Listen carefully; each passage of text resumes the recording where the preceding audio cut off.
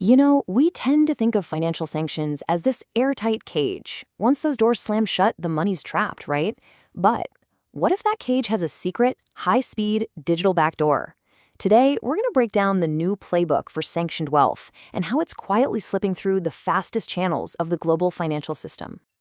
And yeah, this quote from compliance thought leader Eric Wilgenhoff-Plant just absolutely nails it. The theory behind sanctions is clean and simple. Cut off the money. But the reality? Oh, it's a messy, high-stakes game of cat and mouse. And the mouse just found a much, much faster way to run. All right, so let's talk about that secret backdoor. Because while we imagine these old financial prisons, the big traditional banks, to be totally inescapable, they're not really the main stage for this game anymore. There's a new exit, and it operates at the speed of light. Look at it this way. The old-school banks are built like medieval fortresses. They have slow, heavy gates, thick walls, and armies of compliance officers watching everything. They are just hostile territory for anyone trying to hide. So, sanctioned individuals aren't trying to storm the castle anymore. Why would they? They're just hopping on a different road entirely, a brand new superhighway built by fintech. So, what's the getaway car in this whole operation? It's not some private jet or a briefcase full of cash. Nope. It's an account with something called an electronic money institution or a payment institution. What are EMIs and PIs exactly? Well, to put it simply, they're the tech companies that were born to make money move fast. Their whole reason for being is speed, automation, and making global payments as frictionless as possible.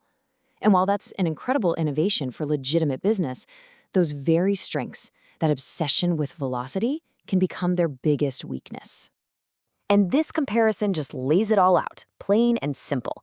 Banks are cautious. They're built to preserve wealth. EMIs and PIs, they are built for one thing: velocity, movement. And when you're trying to outrun sanctions, caution is your enemy, and speed is your absolute best friend. So why are they so appealing? Well, you can get an account opened in hours, not weeks. Then there's this thing called passporting.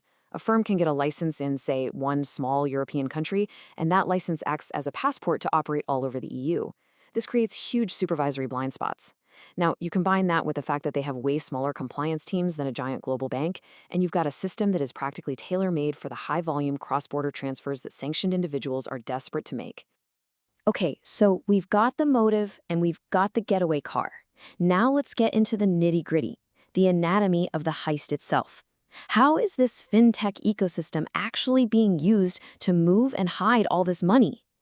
Well, one of the biggest routes investigators are seeing right now is what they call the high-speed laundering lane between the UAE and the UK. And here's why it's so perfect. The UAE provides the origin fog, a really business-friendly environment where it's tough to see who truly owns what. Then UK-based fintechs provide the mobility engine, giving that murky money a super fast on-ramp to Europe and the rest of the world. And check out how this chain reaction actually works. The money doesn't just go from A to B, it hops. It starts in a Dubai holding company, then zaps to a UK fintech account, then maybe it ricochets to another firm in Cyprus, and finally lands in an account in the Baltics. All of this can happen in just a few minutes. Every single hop adds another country, another regulator, and another layer of complexity, making the money trail almost impossible to follow in real time. But of course, it's not just about moving money fast. It's about disguising it at every single step. The playbook is pretty sophisticated. We're talking about using shell companies that look like real businesses, constantly flipping currencies to create a ton of noise in the data, and hiding behind intermediaries like lawyers. But the absolute cornerstone of this whole strategy is the use of something called nominee structures. So what is a nominee structure? It's basically a shell game with ownership. You find a proxy, a nominee, to put their name on the official paperwork as the owner of your company or your account. This creates a firewall. The fintech sees the clean name of the nominee, right? They don't see the sanctioned person who's actually pulling all the strings behind the curtain. And who are these nominees? Well, they're usually people just one or two steps away from the real owner. Think distant cousins, longtime family friends, maybe their own kids who are studying overseas. These are people with perfectly clean records who look totally harmless on paper.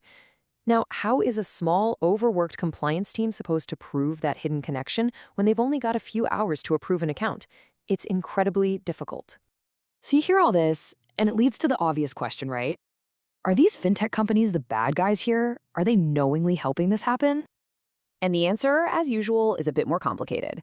Sure, some firms might be looking the other way, but the bigger problem is structural. You've got these big, sweeping sanctions rules made at a European level, but the actual supervision, the policing, happens in each individual country. This creates all these cracks and loopholes in the system. And when you add that huge resource gap between a startup fintech and a giant global bank, you have a system with some pretty serious built-in vulnerabilities. But, and this is a big but, that freewheeling era of exploitation might just be coming to an end. So let's shift to the final act of this story, the global regulatory crackdown that's trying to shut these routes down for good. Regulators are getting a lot smarter. They now have a kind of investigator's checklist, and they're on the hunt for specific red flags. Things like a company's ownership changing all the time for no clear reason, opening up a bunch of fintech accounts all at once, or using super vague payment descriptions like consulting fees. And of course, those repeated transfers between hotspots like the UAE and the UK. Where there's this much smoke, there's usually a sanctioned fire. And an even bigger wave of change is coming. Europe is launching a brand new centralized anti-money laundering authority, or AMLA. The whole point of AMLA is to close those cross-border gaps. Think of it like a single, powerful supervisor that can finally connect the dots between that company in Dubai and that account in the Baltics. They're pushing for real-time tracking of who the real owners are and much, much tighter rules on those nominee structures we talked about. They're essentially trying to rip the curtain away from these shell games for good. And that brings us to this quote, which I think just perfectly captures the new reality. It's not really about having your assets frozen in one place anymore. The real fear for these individuals is immobility.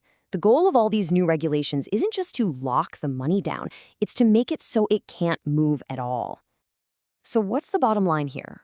The financial system is adapting. It's learning how to make this fast-moving money stand still. The walls are definitely closing in on this fintech playbook. But this has always been a game of cat and mouse. And as one high-speed backdoor gets sealed shut, the billion-dollar question becomes, where will all this money try to run next?